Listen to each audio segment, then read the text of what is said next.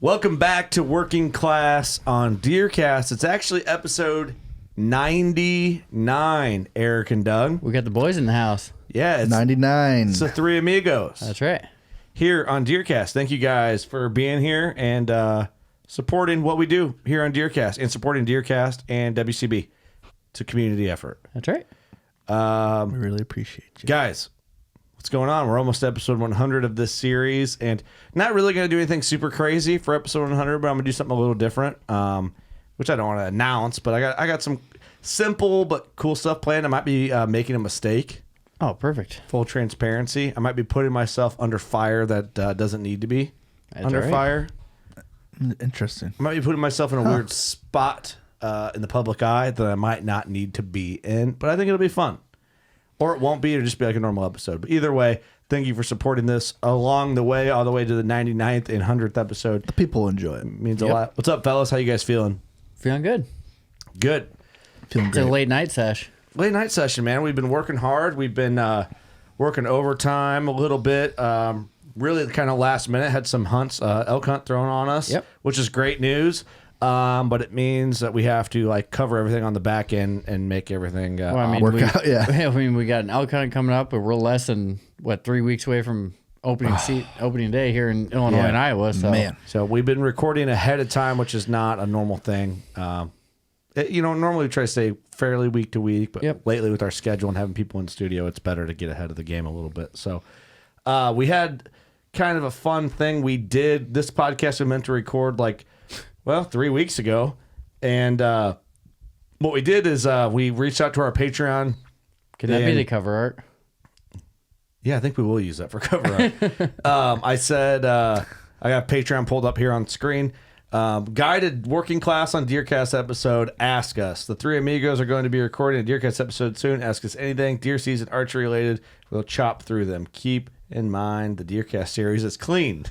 As possible. We don't say the F word on Deercast, which for good reason. This is rated E for everybody. We try not to. Yeah. So we reached out to you guys on our Patreon. Thank you for that. And asked us some questions. Ask us anything. And we have a few of them we're going to go through and try and elaborate on and not just burn through them so crazy. I like doing this because no right or wrong answers. And we just get to kind of do it and have some fun. Kind of cut up. Okay. Paul Soretta asks, would you rather have 1,000 acre parcel or 100 acre parcels? Ooh. That's a good question. That is a great question. I think both have. Oh, Kurt, you got your answer already? Yeah, I do have my answer. Do it. 100 acre parcels. I'm leaning that. Well, I don't know. Because 1,000 acres, one chunk would be. You don't have to worry about spreading out as much. Okay.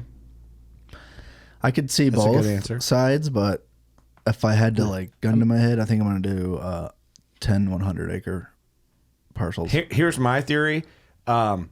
If you spread it out, there's more chance for better buck in one of the locations versus having it all in one spot and kind of have same genetic pool or disease or drought or whatever variable that might negatively affect one piece. If it's all in one, could affect your whole thing. Whereas if you spread it out over 10 options, 1 in 10 hopefully there's going to be a better chance for a better buck or maybe a different genetic pool or a different area that maybe avoided some drought or whatever. If you got 10 change of scenery. Change of scenery.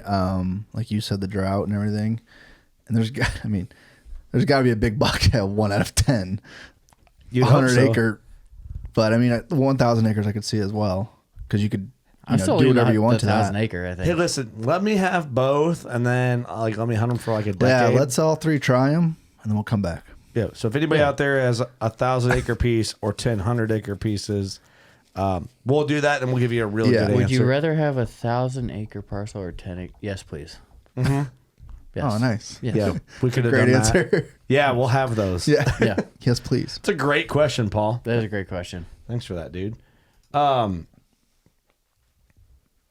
Ethan Hall asked, what is your opinion on bow-mounted decoys? I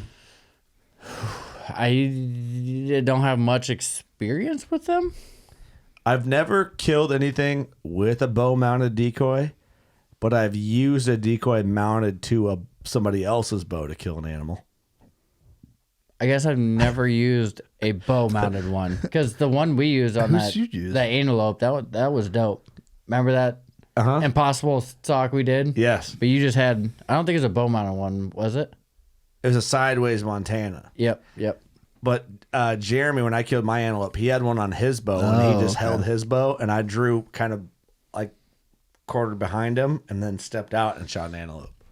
So I guess I've never used a bow mounted decoy. So I don't know. I like them. I think they have their place, like for antelope. I mean, I don't know how it'd work for. Like, if you asked Jared Scheffler, it'd be a different story. But yeah, I like them. Yeah, why not? Why not? Yeah, unless it's gonna really hinder like shooting form, your shot process, nick of fletching, then no. But I think if you take all the necessary precautions, it could be a great thing. Okay, this is Chris Adams. What's up, brother? Thanks for submitting the question. Kurt, you talk about the bow hunting ladder fairly regularly. When did you all know you hit the next step? Was it something you felt about a particular hunt, or was it seeing the result, i.e. bigger deer? I think I think you don't really know you hit the next step until looking back in hindsight a little bit over time. Yep. I don't know how to answer that question it's a hard accurately. one to answer because we've all here have climbed the ladder, but all of our ladders have different rungs, That's a very good point. I think if you look at like a decade of hard hunting and you look back on year 1 to year 10, it's like what changed in that? And then you kind of see where your steps were, and the steps might be blurry from year to year. And sometimes you step back and step up, or step up and back. It's weird. It's variant. So I'd say for me, so in Iowa we had youth season, so I was climbing the ladder there before I even touched a bow really. Mm-hmm. And I never. So then when I started bow hunting, I was already, had my eyes on bigger things. You had like 5 rungs up. Yeah. So and then my whole family was just big deer hunters. So for me, it's just like, I don't know, natural to follow that, I guess. Yeah, your scale. You started out a little higher. Yeah. That's a great question, Chris. I think everyone's going to answer that kind of differently. But I think people climb the ladder pretty quick. Well, I'd say like when you start hunting. Nowadays, people climb it quicker now, with the content. But even Eric, 3 or 4 years, you're like, all right, let's go for bigger deer. Right. Yeah. Yeah, I feel like I've been climbing the ladder since 2004. I think I feel like it when I first started, it went way up. And it never really plateaued, but it went up to a certain point, and then it slowly climbs after that. Because you get to that point where you're just learning and you learn a shit ton at once. Yeah. And then you're kind of learning oh, I should try this. Yeah. I should try this. You kind of you start off green, you learn enough to see deer, you learn enough to kill okay bucks, and then you kind of learn some things through trial and error and experience. It's kind of like that ladder step, the real gray step. Where's the notch in the step, or is it it's not always so defined. Where's your rise and rung? It's a great question because we do talk about that a lot. It's hard line, climb the ladder. You're on this step. Now you're on this step, and it doesn't really break down that way. But yeah, bigger deer. I think consistency in deer, efficiency in hunts, sits for kills, but not always. You can't always judge it in that. And I don't ever feel like this year I'll be like, oh my God, I just went up another rung in the deer hunting woods. It's kind of it's in hindsight. It is. Yeah, it's in hindsight. Yeah, it is. Yeah, you look back on your season, but you evaluate it. But it might take you 5 years to look back and see what steps were taken. Yeah, you're saying, I've climbed quite a bit. Last year, I didn't kill anything, but I seen 3 booners, so I'm like, okay, I'm doing something right. Yeah. That says something. I didn't necessarily climb 3 rungs or 1 rung or anything, but you're at least finding where you want to be. I'm actually going up. Yeah. I'm still going up. Yeah, you're dialing in somewhere. Yeah, it's weird because it's just it kind of is relative to the GOAT, the greatest of all time type question. It's there's everybody has their own answers. Yep. But it's never definite. And everyone has their own ladder. I apologize, Chris. That sounded so vague. It did, but yeah. But I think it makes sense, kind of. For sure. I mean, some people just, skip the whole ladder in general and just start going for this big deer. Greatness immediately. Yeah. No one does Jump that. right off the roof. Maybe. Some people just jump. All right. Hunter Wagner. Shout out my neighbor. If it's hot out, you killing does early or waiting for cooler weather? We'll tackle that question first. If it's hot out, are you killing does early or waiting for... I like to shoot a doe early. Early is better. Just to kind of get it... But, I've done that for a long time, every year up until last season. But I don't know. We'll see how I feel. Like, I don't have to shoot a doe. It's nice to get the ring rust out. Yeah. I mean, if I still have a doe tag in my pocket and it's cooler weather. I buy 2 doe tags. I buy 2 doe tags, 2 buck tags in Illinois, where I'm at as a resident. I bought them the other day. I buy them straight up before season and have them ready because you just never know. Yeah, you never know. I buy them to have them. Because if you still have a doe tag December 1st, you're going to kill one, right? Maybe. I usually go for the doe early. Not if I kill one doe, it depends on my mood. I normally try and shoot a doe first, and then if I kill a buck after that, then I don't shoot a doe just to shoot one. Okay. We'll see. If I have an itch, big old nanny steps. If I got an itch, I like to scratch it sometimes. Will you ever bring back the giant tracker on DeerCast? So that might be controversial. I would like to. I'll tell you that I have some episodes scheduled with guys around the country about some deer stories coming up that I think are going to be really interesting. The thing with giant tracker, a couple of my challenges were I normally use them from giant tracker posts scheduled on DeerCast. And the biggest challenge I have is when I reach out, no one responds back. And I just kind of got frustrated. That and kind of all, when you get someone that you know nothing about or no other details besides they kill a big buck, a lot of the stories kind of end up the same story. Mm-hmm. Yeah. Where it's like, oh, I saw him and I had a picture of him and then he came in and then I shot him. And then for me to add that to an episode personally, it's just not that interesting. Full transparency. I like big buck stories, but to kind of just be like, oh, I had a picture of him, I saw him, he came in, I shot him, here he is. I don't really feel like that's that intriguing to me or the listener. I like to have a little more fun. But sometimes it is. Yeah. So let's be honest, some people are better to interview than others. Yeah, especially you get somebody who's just doesn't really know what you do anyway, or they're just kind of like, what are we doing? Yeah. So a lot of them we did were a lot of fun. And maybe we will, but right now I don't think it's necessary. If people really are asking for it and really want that back, then we'll do it. But right now I'm kind of vague. I know Mark wants it back. Probably should do them, but I don't really think the effort to put into scheduling and trying to get people to do it on their lunch breaks and stuff and after work. Scheduling. Right now, I don't see it working out. But if it's something you guys want to hear, I'll do it. Let me know. Let us know. Parker Barron asks, put cameras out July 5th this year. Got a stet. By the way, we haven't read any of these questions. So off the top, put cameras out July 5th this year. Got steady bucks that I would definitely take almost every day in daylight. Then they disappeared for 2 weeks and I've only seen one come back. What's your guys' opinion on early season summer patterns, and when do you usually see the switch? 30 acres in South Central Minnesota. Parker, my personal opinion, I don't count on anything until velvet's off, and then I don't get my hopes up until they're hard-horned and doing stuff where I'm like, all right, he might be doing that. Yeah, I know we talked about it on another podcast, but, I mean, this literally just happened to me. So, I mean, it happens every year. And usually they do come back, but you never know when, really. Like, cameras will tell you when they come back, but I don't know, it's just a guessing game at that point.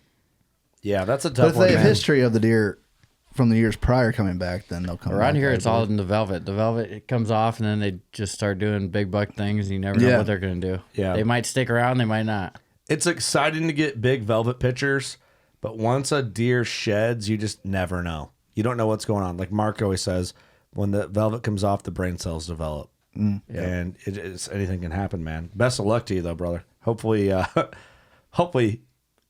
you see your boys back. We'll show them back up. Your boys come back. Keaton Rhodes. All right, right here he's got 2. Can imposter syndrome apply in deer hunting? I'm very fortunate to hunt a hunting hole of an 80-acre piece. The majority of my bucks have been taken off this property, from 138s to a 180-inch freak, and a few in between. Can a property make a hunter? I hunt in central Iowa for area of reference. It's a great question, Keaton. Yeah, that's a really good question. Can a property make a hunter?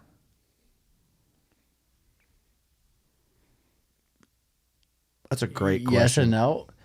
I think yes. A property can make a perception of a good hunter. I think what that hunter does over a long period of time really shows what kind of hunter. I think because no matter what, you got that 80-acre piece.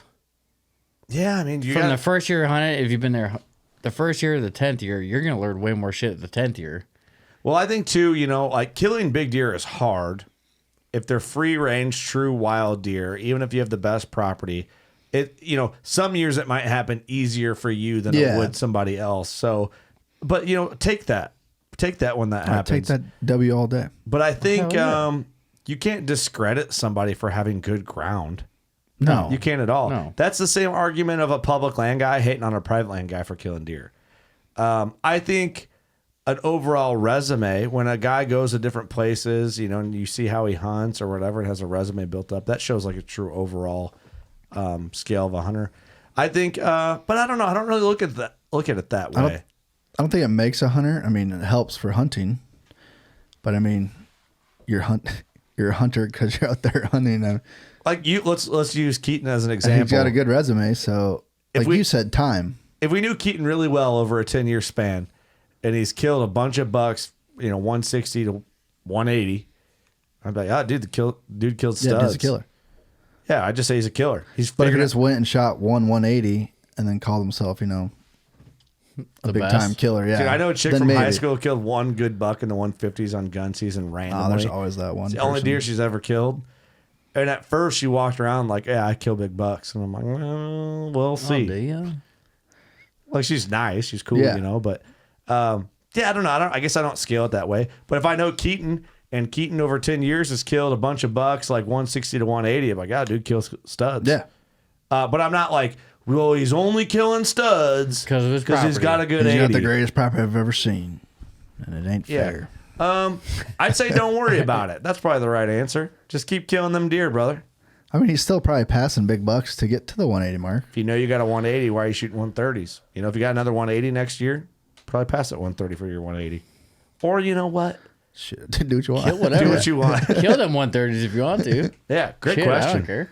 That's a good question. I like it a lot. All right. Zach. How to have conversations with a qualified, experienced deer hunter, 20 plus bucks with a bow and gun, that they should start focusing on older age class deer without being a dick. Also, any new bird species hitting the cams that Doug's excited to watch this year. Okay, that's funny. All right, that's funny. How to have the conversation with a qualified, experienced deer hunter, 20 plus bucks with a bow and gun, they should start focusing. Okay, so I'm wondering, does he mean like guys are just shooting like a bunch of bucks, like they have a high deer number, so they're just not shooting the quality of deer? He's having a conversation with the one guy that has 20 plus bucks, but he's just keeps shooting. Like they're not big deer, they're just any deer. Yes. Is what I'm gathering from this. That's what I take off it. How would I tackle that situation? How would you tackle it, Doug? Looking at you, your face. I don't know. I think not like don't be rude about it, but like just be honest as possible. Like we got a really good property here, and we know there's big bucks here. Is he hunting the same property as you? Well, he must be if he's, or at least neighboring. Yeah, it's like we got a good thing here. Like me and my neighbors talked about it, like, and kind of agreed on a certain range of deer we would like to see. I mean, I guess it's hard because some people might just take the it's my property route, and I'll do what I want. Yeah, you have to like dance around because you don't want to like blow it up and upset everybody. But it's also a conversation you need to have because, I mean, whether he says, this is my property, I'm going to do whatever I want, that's his decision. He can do that. God. Yeah. But you got to have that conversation. You know what I approach about? Hey, man, I don't know. I'm trying to think how I would do it. I'd probably approach him like, hey man, what kind of deer are you trying to shoot? Do you care about trophy management? Do you care about big bucks, or are you shooting deer for meat? Like, what program are you on? I was like, and I might have to just be like, I'm just curious because kind of feel them out a little it bit. might be fun to like see if we can grow some deer around here, and we'll share trail cam pictures and like kind of come from a super neutral standpoint. Like, hey man, are you interested in growing big deer? That's pretty good. It might be kind of cool to like, if we can see we can let a couple of these bucks grow and kind of just see, and we'll share pictures and get on the same program, and maybe we could shoot more does for meat, and I don't know. There might be a cool way to approach it that way. Might be hard too. That might be how I would do it. You almost don't want to come off like insulting them on the deer they shoot. Because an old timer like that, like he's saying, is he's gonna take it one way or the other. Yeah, as an insult, or he's gonna be like, 20 hell yeah, plus let's years. do it. That might be a hard dude to convert. That's what I'm saying. He's either gonna take it one way or the other. You know what? You got to kill him. The guy? Wild card, gotcha. Whoa. I'm just kidding. Wild card. That's a tough one. It is a tough one. I think the conversation needs to happen. Glad we're not you, Zach. Next question. I'm kidding, man. I don't know. That's a tough one, brother. I'd say approach him how I said, kind of. I like your idea. He's probably like, I've been a Republican for 45 years. I ain't changing now. It's like, well, listen, no, we're talking about bucks. Dude forgot where he is. Sorry. Best of luck to you, Zach. Thanks for being a supporter, brother. Good luck. Jeremiah. He's in bear camp with us. He was. Oh, this is a fun question. If the Midwest ceased to have whitetails tomorrow, what state would you move to hunt whitetails? Do you go south to the Mississippi deltas, Texas feeders, or out west to Wyoming and cash in on resident opportunities, or another state? It's a fun question. South Dakota. I don't know if that's the Midwest or not. Well, you described the Midwest earlier. East River, South Dakota is the Midwest. West River is west. We're all moving west. Now I gotta think of somewhere else to go. North Carolina. Canada. Delaware. Delaware's a good one. Canada. Canada? Yeah, you can kill anything up there. What state? State, Eric.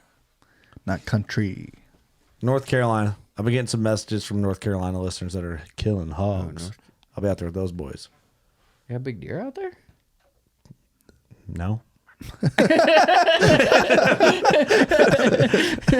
You're talking about killing the hogs. Kentucky. Ooh. Is Kentucky Midwest? Yeah. Where's Midwest? Kentucky would say no, but I say yes. I don't think Kentucky's Midwest, so.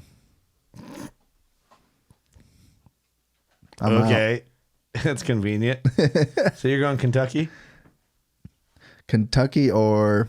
Kentucky touches Illinois. It's not the South.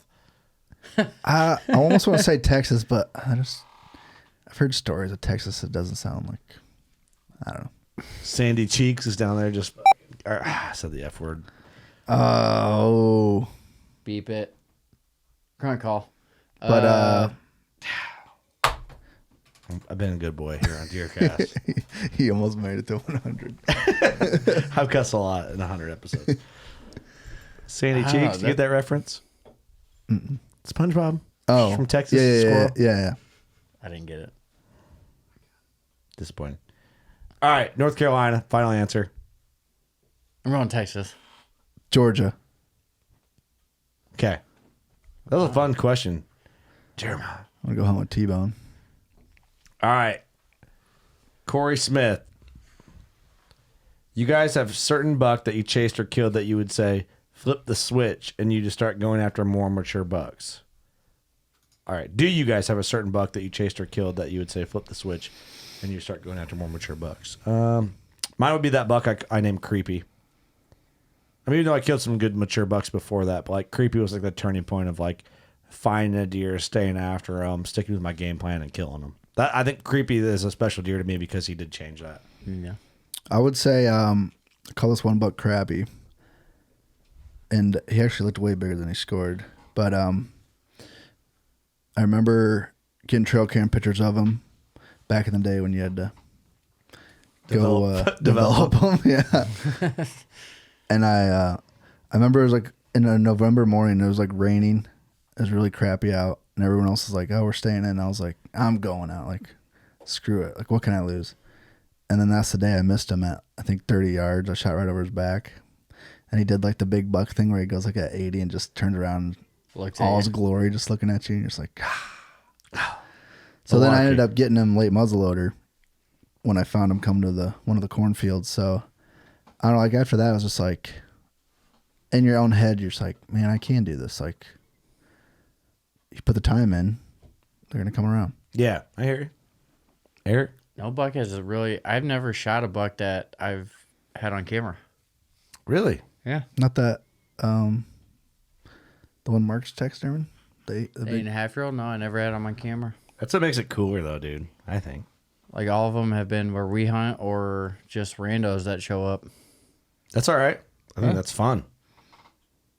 One of my bigger deer, Actually, the buck I call Battle Axe, I had pictures of him before, but the year I killed him, I thought he died. He showed up. I think I caught him. This might be an exaggeration. I have good reason to believe I shot him his first day on the property. Back on the property. Just a guess. Never know. Because the neighbor had pictures of him. Oh. Kind of makes sense. Yeah. But now he's on the wall. Good questions. Eric, man, I can never try it. I know your name. Good attempt. I think that's right. We'll take that. Yeah. Because I can read, Doug. Would you rather shoot a 128 or a 126? And what are y'all's early season tactics for mature bucks? Oh, 126. 126 all day. All day, bro. Like, I'm still going for that, the big 6. I saw a buck. I thought it'd be like 110, 115 as a 6 last year. And I know he lived. That might get an arrow. But I don't have any pictures of him this year. Just a giant 6? Dude, a giant 6? They're cool, man. There's no tines there, and to make 120 is a lot. The great white buffalo. That's impressive. It's a great white buffalo. Early season tactics for mature bucks. You want to know the most basic early season tactic for mature bucks from a Kurt Geyer perspective? In early season, if you get a cold front and you have no other intel, sit your butt in a pinch point. Mm-hmm. And if you do have intel, which is the hard part, is finding the intel, like greens on a cold front, where they're going. Yep. Right wind, greens, cold front. Yeah. If you have like an area you know the big buck's going through and a cold front, I mean, it's pretty easy. If you do your intel, I mean, it's not easy to kill him. If you but do your intel with them cameras, he's coming in on that wind and that wind specific. If that wind's coming up, he's gonna be around there. Let's say that the recipe is there. Whether he's there or not, you can't help. But yeah, if he's there and it works out, you'll go, man, I'm glad I did that. If a cold front's coming up in October, if I don't have intel on a deer making some sort of predictive pattern from a camera or an actual in-person sighting, I'm going to go to a transition area, an area point. You know big bucks have been through. And Yep. I'm sitting my butt there because you know if your wind's good, at the very least, if there's no deer move through, you know you put yourself in a good opportunity. So good question. Whether our answer is right or wrong. Okay. Christian Arnold, favorite hunt memory, whitetail or anything else? Man, there's so many. God, there's a ton. I got a pretty cool one that I might not talk about a ton. My dad, if you look above our studio TV, the top left 8, my dad shot that buck and hit him. I don't think he hit him a little high. We went and recovered him the next day and found him bedded, made another move on him. Just kind of a crazy. Oh, we got another shot on him? Crazy, yeah. I found him bedded, and we moved in and made another shot. And like you watched your dad put another one in him? Mm-hmm. That's pretty cool. Yeah, it was cool. And we recovered him with my father-in-law and his old lab that he had at the time. The dog wasn't like tracking the deer with us, but he was just like an old farm dog. And we were able to, get the deer, recover it. And then we brought, his name was Wrangler. We got a really cool picture of the buck in the back of the side-by-side with Wrangler like sitting. And then Wrangler passed not too long after, and I printed a photo of that and framed it and gifted it to my father-in-law, and he's got it like in his house. Like, oh, that's cool. Awesome. He's like, it's my favorite picture of all time. Wrangler was just ate up, He just ate up. And it was just a cool time of his life. It was like one of them classic farm hunting, Midwest experiences. It's kind of a long story short. Like the classic farm picture. Yeah, it's just cool. Yeah. It's like we had the farmer, the farm dog, the hunt, my dad, and I was there with them. Actually, Sam was there with me. We recovered it and got him. It was like cool. Like she was along with and everything, like part of the whole process. So it was cool. Favorite hunt memory, man. That is just It's a loaded question. I don't think they're really. I wouldn't say that's my favorite, but it's one that's up there. You know, maybe it is my favorite, but. I mean, my black bear. It's hard not to think of recently. Yeah. The fresh ones. You got to go to like childhood. Yeah, well, I'm trying to think. Instilled great memories with Doug. When I shot my biggest buck, as you see, I was I think 15 or 16 years old. Didn't deserve it. And we were after. Okay. I have the pair of sheds. We're actually after a really big one, and it was getting dark, and some does were out there, and this one buck comes out, and I mean, to me, it looks, at that age, like 200 incher to me, but my uncle, like, was hunting with me, and he wanted to make sure, like, I didn't want to wait for the really big one, and he's like, here, take the binoculars and make sure. I was just like, it's good. Like, I didn't even look through the binoculars at all. I'm like, he's big enough, and then it'd be like 176. But I don't know. It's just funny because he's like, "Are you sure you want to shoot?" I'm like, "What are we talking about?" Yes. Yes. Why are you questioning this? Why are we talking about this? Trust the process. It's hilarious. That's a good one. That's a good one. Then I called. It was back right when cell phones started being a thing, and I called my dad, and like the first thing he's like, "Is it bigger than mine?" And I'm like, "No," and he's like, "All right, congrats." Click. He hangs up on you. Don't you love me, Papa? Are you giving me a hug? No. What an a-hole answer. Nah, he's just like joking. I know. That's a total Marv answer. Oh yeah. Hey, I'm sorry to your parents about having to cancel the podcast. That's all right. We'll have get a good reason. We'll get them. They'll understand. Eric, you got to go. It's the last question. Oh, man. From the VIP. I mean, there's so many from just like starting out duck hunting with my old man, going out on the boat the night before, sleeping on the boat, hanging out with all his friends, and like. Oh, you guys would go out and stay the night on the boat? Oh, yeah. Oh, no kidding. They'd drink all night, and, I was probably 10, 11 when we started doing that.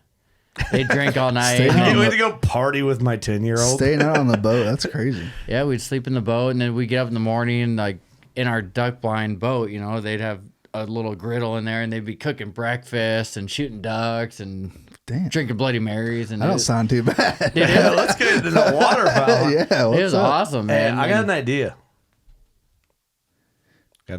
What's your idea? Thank you. We should get a lease on this side of the river so we can all get buck tags, a WCB lease. That when the boys get bigger, somewhere close, we can come here, have hunting camp, stay up and get shit-faced with our 10-year-olds, like responsible parents, like our parents did. Love it. Get up in the morning, cook bacon and eggs and all that, and then take our kids out hunting. We can do that. You know what I mean? Like this could be this like good central ground for hunting camp. We all stay. We're gonna have the bunk rooms. The boys can all stay in there. Doug, you better start having kids. Oh yeah, like man. Think about that. Like that's like that is what we long for as adults. Like what we had or wished we had. Oh, I mean that's kind of why we built this whole thing for the next generation. Let's be honest. See, we could do that. We just gotta find a lease. They might be the last kids that ever have that experience. I wish our deer camp was still a thing for my kids because, like, shit, I remember I was probably 15, and when it comes closer to dark, all the guys would go back to the cabin. They'd be drinking, playing cards. I'm like, hey, I'm going to go sit in this blind. We need a card table here. I got one. You know what we should do? When Devin and them come down, I mean, we've got a card table right here if you ask. Play some cards and shoot some shit. We got to teach Kurt how to play cards. Yeah, I'm in. If it's hunting culture, dude, let's do it. But I went out to about to learn euchre. We get some WCB cards made. Oh, yeah, we can do that. That's what we need. That's a great idea. Look at me. Can I be the king? Wow. You're the ace. Okay. You're the joker. Jordan's the joker. Jordan's the queen. The simp. What kind of card is that? He's a 2. We should just have like bucks on them, like, you know, the 200 inchers, the ace. We can get some custom cards made. I really was just thinking of our logo on the back. I wasn't we gotta go more. No, just our logo on the back's fine. Just conceited as all hell. No, we gotta be on the front of the cards. It's so generic though if we do that. Boys, this has been a fun Deercast episode, bringing her into 100. I do like doing these like BS kind of listener questions episodes, especially coming closer into hunting season. We're gonna do more of these. We're busy right now. Things are going on. Anything new at the store, Eric? We got a couple new shirts out, the cabin shirt and the chrome shirt. And then, you know, of course, we got the Deercast shirts on there also. So yep, UTs. UTs. Yep, we are. Let's be honest, I didn't know what size to order right away. So we're going to order more. I got more on order, so there's going to be a lot more sizes in there also. So we need to get some ladies' options made. Yep, which I'm working on that also, which is kind of the wrong season for that because I'm planning on doing some tanks. Look for some new hoodies coming out too. Yeah, hoodies. Look forward to that. Hoodie season's back. Let's do this. Oh, it's back. Cool. I love it. Thanks, guys, for supporting us. Episode 99 in the books. Appreciate, fellas. We've been working overtime today. No problem. You know what to do. Go shoot a giant. And we'll see you next week. Episode 100 is coming in hot. I might regret this one. Thanks, guys. Peace.